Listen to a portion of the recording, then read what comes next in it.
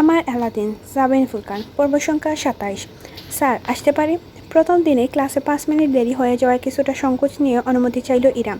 ভেতরে স্মার্ট বোর্ডের সামনে দাঁড়িয়ে থাকা লম্বা লোকটা, তাতে মুখ ঘুরিয়ে থাকালো শ্যামলা মুখে, তীক্ষ্ণ গঠন, শান্ত চেহারার, চোখে গোল ফ্রেমের হালকা চশমা, পাতলা শরীর, তাতে দুকা স্লিকের নীলরঙা শার্ট এবং সাদা ফর্মাল প্যান্ট। ইরামকে দেখে চশমাটা এক আঙ্গুলে চোখে তুলে এসে বলল, আমি আপনার trainer, you can call me mister Rushdi, please come in. Iram মাথা দুলিয়ে ভেতরে ঢুকলো। তার জন্য নির্দিষ্ট করা টেবিলে বসে পড়ল। প্রত্যেক শিক্ষার্থীর ট্রেনিংয়ের জন্য ল্যাপটপ দেওয়া আছে। সে নিজেরটা খুলল, আশেপাশে তাকালো। তার মতো আরও জন বিশেক রয়েছে এখানে। সামনে দাঁড়িয়ে থাকা ট্রেনার সোজা হয়ে দাঁড়ালো। পিছনে থাকা স্মার্ট বোর্ডে আঙ্গুল শুয়ে অ্যাপ্লিকেশন সেট করতে করতে সে বলল, আজকে আমাদের প্রথম ক্লাস, তাই আজ আমরা সকলের সঙ্গে পরিচিত হই। আমি Kaysan Rushdi, CSE graduate from Khulna university of engineering and technology. আশা করছি সামনের ৩ মাস আমরা একদম মিলেমিশে সুন্দরভাবে ক্যারিয়ারের কিছু গুরুত্বপূর্ণ অধ্যায় শিখব। এখন আপনাদের পালা, লেট মি সি। কায়সান এক এক করে প্রত্যেকের পরিচয় সম্পর্কে জানতে চাইল। সবাই উঠে দাঁড়িয়ে নিজেদের নাম, পেশা ইত্যাদি সম্পর্কে জানালো। সবশেষে এলো ইরামের পালা। সে উঠে দাঁড়িয়ে বলল, ইরাম কিবরিয়া, মাস্টার ইন ফিজিক্স, জাতীয় বিশ্ববিদ্যালয়। পেশা আপাতত নেই, ক্যারিয়ার তৈরির জন্য ফিন্যান্সিং কোর্সে ভর্তি হয়েছি। Very good decision. আপনাকে এত চমৎকার একটা সিদ্ধান্ত নিতে কে উৎসাহ দিল ইরাম? আমার ছেলে। আশেপাশে সকলে ক্ষণিক্ষণের জন্য ফিরে তাকালো। এখানে বিবাহিত বেশ কয়েকজনই রয়েছে। কায়সান সামান্য মাথা কাত করে তাকালো, তারপর মুচকে হেসে বলল, so sweet, please sit down. Iram বসে পড়ল। কায়সান সোজা হয়ে পরনের প্যান্টের পকেটে ২ হাত গুজে সকলের উদ্দেশ্য বলল, তো স্টুডেন্টস, চলুন শুরু করা যাক। প্রথমেই ইন্ট্রোডাকশন। ফ্রিল্যান্সিং আসলে কী জিনিস, কেন আমাদের দেশে বর্তমানে এটার এত ডিমান্ড, কীভাবে এর আইনের ফলে ধীরে ধীরে এই সেক্টরে প্রভাবিত হতে শুরু করেছে। আজ আমরা সব কিছু বিস্তারিত আলোচনা করব। তার সঙ্গে কোন কোন ওয়েবসাইট ব্যবহার করে আমরা ক্লায়েন্ট রিচ করতে পারি, কীভাবে পেমেন্ট রিসিভ করতে পারি, সব কিছুর একটি বেসিক ধারণা আজকে ক্লাসের বিষয়বস্তু। কায়সান পড়াশোনা শুরু করতেই ইরাম সম্পূর্ণ ডুবে গেল ক্লাসের মাঝে। বেশ মনোযোগ দিয়ে সব কিছু শুনল, কাজ করা শিখলো, কীভাবে কোন ফাংশন ব্যবহার করতে হয় তার ধারণা নিল। কায়সানের পর আরও একজন ক্লাস নিল। সব মিলিয়ে ক্লাস শেষ হতে 4টার বেশি বেজে গেল। ছুটি হওয়ার সাথে সাথে চটজলদি বাইরের দিকে হাঁটা দিল ইরাম। হাতে বেশ কিছু কাগজ তার। এসব হোমওয়ার্ক বাড়িতে গিয়ে কাজ করে পরের দিন আবার তৈরি করে এনে জমা দিতে হবে। ক্লাসের মাঝে বিশেষ খেয়াল না থাকলেও এখন ইজানের কথা মাথায় ঢুকে গিয়েছে তার।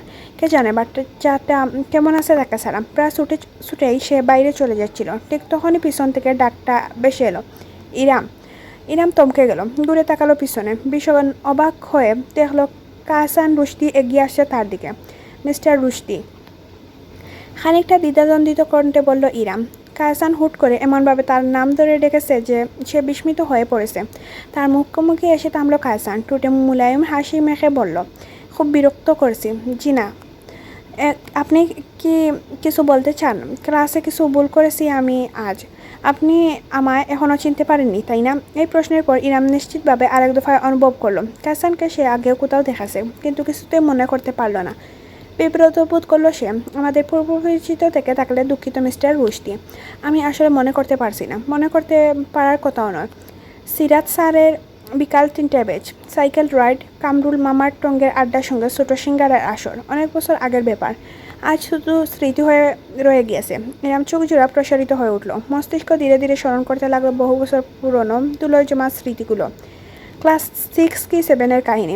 গণিতে প্রাইভেট পড়া হতো সিরাত স্যারের কাছে। তার বিকালের ব্যাচে 10 জন শিক্ষার্থী ছিল।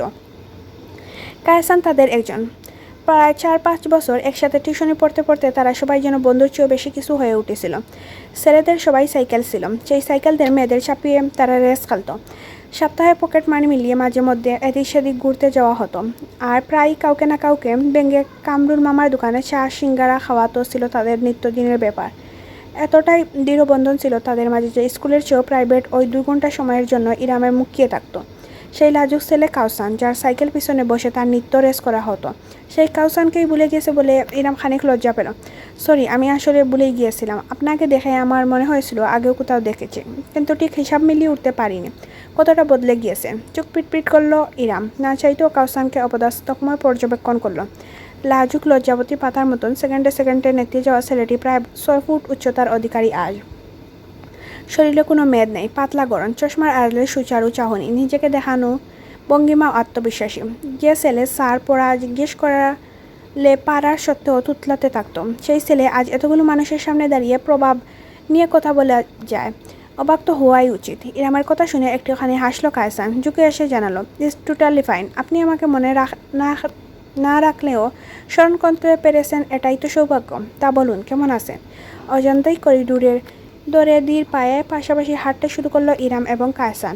আমি তো ভালোই আছি। আপনাকে দেখে কেন যেন দ্বিগুণ ভালো হয়ে গেলাম। কেন? এই যে আপনার লজ্জাপতি আজ সিংহ পুরুষ। আপনার পরিবর্তনের রহস্য কি? কিলকিল করে শব্দ তুলে হাসলো কায়সান। যদিও দুজনের মাত্র মিনিট খানেক আগেই নতুন করে পরিচয়, তবুও মনে হচ্ছে যেন তারা সেই ছোটবেলার বন্ধুই রয়ে গিয়েছে আজও। কায়সান মাথায় কাত করে এক নজরকে ইরামকে দেখে বলল, একই প্রশ্ন আমি করতে পারি আপনাকে। সেই চঞ্চল আমচুল লিচু চুল ফিমেল মাস্তান মেয়েটা আজ এত ভদ্র শান্ত যে। এই পরিবর্তনের রহস্য? ইরাম খানিক মলিন হাসলো। সব পরিবর্তন সূক্ষ্ম নয়, সময়ের সাথে সব বদলে যায়। আমি সময়ের সাথে তো চলি, বাইরে যেতে পারি না। ছেলের নাম কি রেহাসেন? কথা বলার বিষয়বস্তু দুঃখর হয়ে উঠছে দেখে বিষয় পাল্টায় কায়সান। ইরাম তাতে খুশি হলো, মৃদু হাসি দিয়ে বলল, ইজান। ইরাম। মাশাল্লাহ, কি চমৎকার, কত বয়স পুচকুটার। I can already picture him. Very beautiful soul like you. 4.5 মাস। বাইরের দিকে চলে এসেছে ইরাম, প্রায় ঘুরে দাঁড়িয়ে সরাসরি কায়সানের দিকে তাকালে সে। এবার অনেক হয়েছে আমার কথা, আপনার কি খবর? আজকাল মিলিয়ন সাবস্ক্রাইবার, ইউটিউব চালানো আর কম্পিউটার কোর্স করানো ছাড়া আর কি করছেন? পরিবারের সবার কি অবস্থা? আন্টি ভালো আছেন? কায়সান হাসিটা হালকা বাটা পড়ল। মাথা হেলিয়ে সে বলল, গত বছর আম্মু। শেষ করতে পারল না কায়সান। ইরাম একটি ডুব গিলল, দুঃখিত হয়ে বলল, ইন্না লিল্লাহি ওয়া ইন্না ইলাইহি রাজিউন। আমি খুব সরি। কায়সান মাথা নাড়ালো, ব্যাপার না, সবাইকে একদিন চলে যেতে হয়। কেউ আগে যায়, কেউ বা পরে। ইতিমধ্যে বাইরে এসে পড়েছে তারা, অথচ কায়সান যাচ্ছে না। ইরামও কথোপকথনে নিযুক্ত। সিঁড়ি বেয়ে নামতে নামতে কায়সান জিজ্ঞেস করল, আপনার কি খবর? বিয়ের পর সংসারে বিজি হয়ে গেছেন, নাচটা আজকাল করা হয়? ইরাম থমকে গেল, তার শরীর বরফের মতো জমে গেল বুঝি। বেশ অনেকটা সময় সে কোনো উত্তর করতে পারল না, বেগে হাতলে আঙ্গুল চেপে ফেলল। কায়সান তার সব প্রতিক্রিয়া খুঁটিয়ে খেয়াল করল। পরক্ষণে একটি হাত বাড়িয়ে ইরামের কাঁধে তুলে দেওয়া অন্যটার একটা অংশ নিজের মুঠোয় নিয়ে এলিয়ে দিয়ে বলল, মানুষ মরে যায়, মৃত্যু মানুষের ধর্ম, কিন্তু স্বপ্ন কখনো মরণ হয় না, তাকে খুঁজে নিতে হয়। ইরাম কোনো কথা বলতে পারল না। বিকালের মিষ্টি আলোর মাঝে দাঁড়িয়ে নিষ্পলক চেয়ে রইল কায়সানের শ্যামলা মুখপানে। বৌদি, আপনার ক্লাস শেষ? হঠাৎ করে বেশি আসা প্রশ্নটা ইরাম চমকে উঠল। সে এবং কায়সান উভয়ই ফিরে তাকালো। কিছু দূরে পার্ক করে রাখা গাড়ির সামনে দাঁড়িয়ে আছে অনুরাগ, ঠোঁটে মৃদু হাসি, পরনে স্যুট প্যান্ট এবং টাই। বোঝাই যাচ্ছে নিজের কাজের জায়গা থেকে এসেছে। অনুরাগ, তুমি?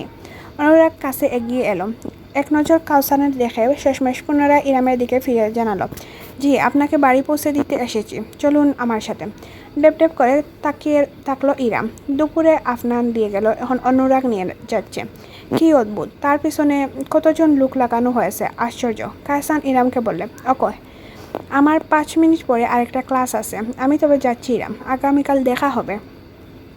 ইরাম মাথা দুলালো। কায়সান আর দাঁড়ালো না, লম্বা পা ফেলে হেঁটে চলে গেল। অনুরাগের সঙ্গে গাড়ির দিকে এগোতে ইরাম জিজ্ঞেস করলো, তোমাদের বন্ধুদের আজ কোনো কাজবাজ নেই? সবাই সব কিছু ছেড়ে হঠাৎ আমার বডিগার্ডগিরি শুরু করেছো কেন? ইরামকে গাড়ির ভেতর তুলে দিয়ে অনুরাগ চোখ নাচিয়ে একটা কথাই বলল, বসের নির্দেশ। তোমাদের বসটা কি মিস্টার চেরাগ আলী ওরফে গেঞ্জি সর্দার? অনুরাগ ইরামের প্রশ্নের উত্তর করল না, হাসতে হাসতে সিটে উঠে বসলো। রাস্তার অপর পাশে গাড়িতে বসে আছে সাইবান। এই গাড়িটা তার নিজের নয়, ভাড়ায় নিয়েছে। জানালায় 70% টিন্ট থাকায় বাইরে থেকে দেখা যায় না ভেতরে কে আছে। গত প্রায় 2.5 ঘন্টা যাবৎ সে এখানেই অবস্থান করছে। ইরাম যখন ক্লাসে ঢুকলো তখনই শুধুমাত্র সে বেরিয়ে আশেপাশে ঘুরে বেরিয়েছে, আবার 4টা বাজার আগে ফিরে এসে গাড়ির ভেতরে বসেছিল। কায়সানের সঙ্গে ইরামের বেরিয়ে আসা এবং কথোপকথন ঘটনাটা সে অদূর থেকে স্পষ্ট দেখেছে। এখন বসে বসে দেখলো অনুরাগ ইরামকে গাড়িতে তুলে দিল। বাড়ির গাড়িটা রাস্তা দিয়ে যখন এগোতে শুরু করলো তখন সাইবানও নিজের গাড়ি নিয়ে বেশ লম্বা একটা দূরত্ব রেখে গাড়িটাকে অনুসরণ করে গেল। পকেট থেকে একটা সিগারেট বের করে টুটে পড়ল সে। তার চোখ জোড়া তীক্ষ্ণ হয়ে উঠল। কায়সানের চেহারাটা বাসলো তার চেহারায়। অতঃপর হুট করে গাড়ির স্টিয়ারিংয়ে একটি ঘুষি বসিয়ে দিল সে। বাড়িতে ফিরে ফ্রেশ হয়ে ড্রয়িং রুমে এলো ইরাম। সারিকা আবার নিজের চেম্বারে ফিরে গিয়েছে। সুগন্ধা ইজানকে নিয়ে এসেছে। ছোট্ট ছেলেটা বিছনা শুয়ে একটা বেলুন দিয়ে নিজে নিজেই খেলছে। ইরাম ছেলের কাছে গেল, তাকে কুলে নিয়ে গালে চুমু দিতে দিতে বলল, আমার আব্বুটা, আমার কুচুপু। তোমাকে আম্মু কত মিস করেছে জানো তুমি? এই ইরাম গাল কষতে লাগলো ইজানের। হাসলো ইরাম। ছেলের সমস্ত চেহারায় চুমুর বর্ষণ ঘটিয়ে দিতে দিতে বলে গেল, ফুপির সাথে লক্ষ্মী হয়েছিলে, একটু দুষ্টুমি করনি তো? ফুপিকে জ্বালাওনি তো? নই না, এই তো আমার বাবাটা, আমার জাদুটা, আমার লক্ষ্মীটা। আম্মু তোমাকে কত ভালোবাসে। ইজান মায়ের কাঁধে লেপটে রইল একবারে। ইরাম ছেলেকে নিয়ে বেশ খানিক আদুরে সময় কাটানো, যেন সে সময়টা সে কাছে ছিল না, সেই সময়টুকু পুষিয়ে দিল। তারপর ইজানকে বিছানায় রেখে উঠে দাঁড়ালো সে। আজকে গুসু গুসু করবো আমরা, গরম পানি দিয়ে। ইজান শোনা, গুসু করবে তাই না? গুসুরের কথা শুনে ইজান লাফিয়ে উঠল। এই একটি মাত্র সময় যখন সে পানির কাছাকাছি থাকতে পারে। পানি তার সবচেয়ে প্রিয় খেলনা। এতটাই যে গুসু শব্দটা শুনলেই এখন উত্তেজিত হয়ে পড়ে। ছেলের আচরণ দেখে মনে মনে বেশ আনন্দিত হলো ইরা। টেবিলের কাছে সরে এসে দাঁড়ালো। এখানে ইজানের শুকনো পোশাক ভর্তি বাস্কেটে রাখে সে। তবে আজ হতবাক হয়ে খেয়াল করলো বাস্কেটটা নির্দিষ্ট জায়গায় নেই। মাথা কাত করে এদিক সেদিক তাকালো। বারান্দা কিংবা কোথাও ঝুলানো কোনো কাপড়ের অবশিষ্ট নেই। ব্যাপার কি, বাস্কেট গেল কোথায়? অন্য কোথাও রেখেছে বলেও তো মনে পড়ছে না। এই তো সকালে শুকাতেই দেওয়া কাপড়গুলো এনে বাস্কেটে বাজ করে রাখলো সে। তন্ন তন্ন করে গোটা রুম খোঁজা হয়ে গেল ইরামের, কিন্তু কোথাও সে বাস্কেট খুঁজে পেল না। এদিকে ইজা অধৈর্য হয়ে উঠেছে। ছোট্ট ছোট্ট হাত পা ছুঁড়ে ঘুমিয়ে যাচ্ছে, যেন জননীকে তাড়া দিচ্ছে। কিছুক্ষণ চুপচাপ ভেবেও কুল কিনারা করতে না পেরে ইরাম শেষমেশ সুগন্ধাকে ডেকে জিজ্ঞেস করার কথা ভাবল। ঠিক যে মুহূর্তে সে ডাকতে গেল তখনই তার চোখ পড়ল উপরের দিকে। রুমটার ইন্টেরিয়ার খুব আধুনিক, তাই দেওয়ালে একদম উপরে কিছু বক্স ক্যাবিনেট দেওয়া হয়েছে। বাড়ি এবং প্রয়োজনীয় কিছু যা বছরে একবার দুবার ব্যবহার হয় গুছিয়ে তুলে রাখার জন্য। সেই ক্যাবিনেটগুলোর উপরে তাকের মতন ফাঁকা জায়গা, সেই তাকের উপর ইজানের বাস্কেটগুলো। হতভম্ব হয়ে গেল ইরাম। ওই বাস্কেটে কি হাত পা গজিয়েছে? ওই উপরে উঠলো কীভাবে? ওখানে সেখানে পড়ে থাকলে সে মেনে নিত, কিন্তু এত উপরে আছে যে ইরাম সোফায় উঠে দাঁড়াতে নাগাল পাবে না। সে কি ঘুমের ঘুরে কুলো ব্যাঙ্গের মতো লাফ দিয়ে বাস্কেট উপরে রেখেছে?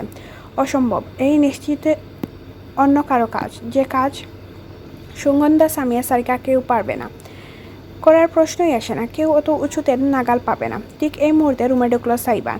ইরামের দিকে তাকালো না অবধি। আপন মনে হেলে দিলে হাঁটতে হাঁটতে ক্লোজেটের কাছে গিয়ে দাঁড়ালো। ড্রয়ার হলে এমনভাবে কিছু খুঁজতে লাগলো যেন এখানেই থাকতে রয়ে গিয়েছে তার। পেরিয়ে যেতে পারলেই মঙ্গল। ইরাম এক নজরে সাইবানের দিকে তাকালো, পরক্ষণে বাস্কেটের দিকে। বুঝতে আর বাকি রইল না কিছুই।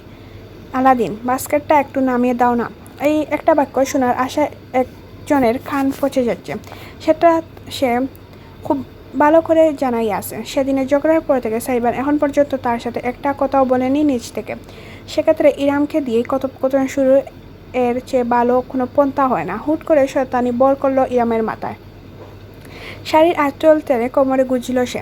গাছের ডালের খেলোয়াড় কি বুঝবে পাতার খেলোয়াড়ের কামাল? ইচ্ছাকৃত খানিকটা জুড়ে উচ্চারণ করলো ইরাম। সাইবান কান খাড়া করে স্পষ্ট শুনল। দ্বিধাগ্রস্ত হয়ে পিছনে থাকে হতভম্ব হয়ে গেল। ইরাম টেনে একটা চেয়ার রেখেছে তাকের নিচে, সেটার উপর আবার একটা টুল। সেই টুলের উপর দুটো শক্ত কাঠের মোটা বাক্স। তরতর করে উঠে গেল সে উপরে। এক পাশে দেওয়ালে থামে বর দিয়ে ভারসাম্য রেখে অপর হাতটা তুলে শুয়ে দিল বাস্কেটের ঝুলে থাকা হাতলটা। সাইবান চোয়াল ঝুলে পড়ল। হাঁ করে তাকিয়ে রইল সে দৃশ্যপটে। একটা হেঁচকাটা মারল ইরাম। বাস্কেটটা স্লাইড করে একবারে তার হাতেই মাঝে এসে পড়ল। সেটাকে উপর থেকে মেঝেতে ছুরি রেখে বিজয়ী ভঙ্গিতে হাত নাড়ালো ইরাম।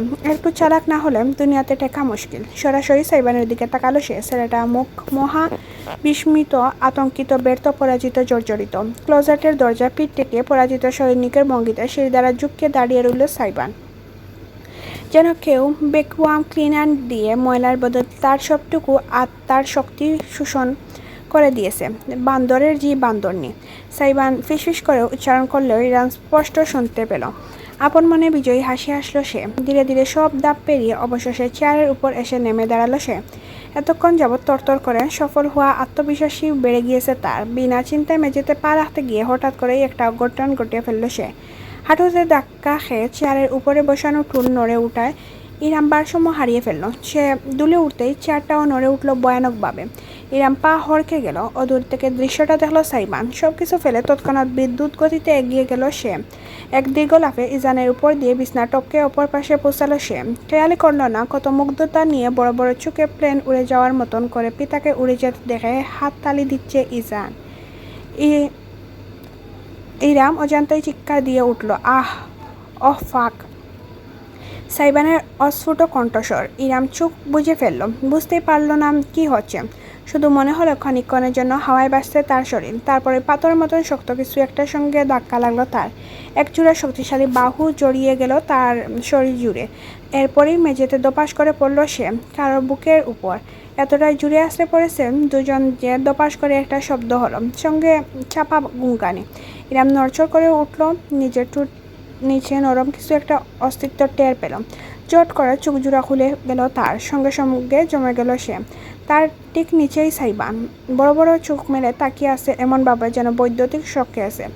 ইরাম বাকরুদ্ধ হয়ে আবিষ্কার করল নড়ে উঠার তার টুর জোড়া আলতাভাবে সাইবানের টুর শুয়ে গিয়েছে। বুঝতে পেরে তৎক্ষণাৎ মুখ দূরে সরিয়ে নিল সে। হাঁপাতে হাঁপাতে সাইবানের মুখের দিকে চেয়ে রইল। সরি, আমি ইচ্ছা করে করিনি।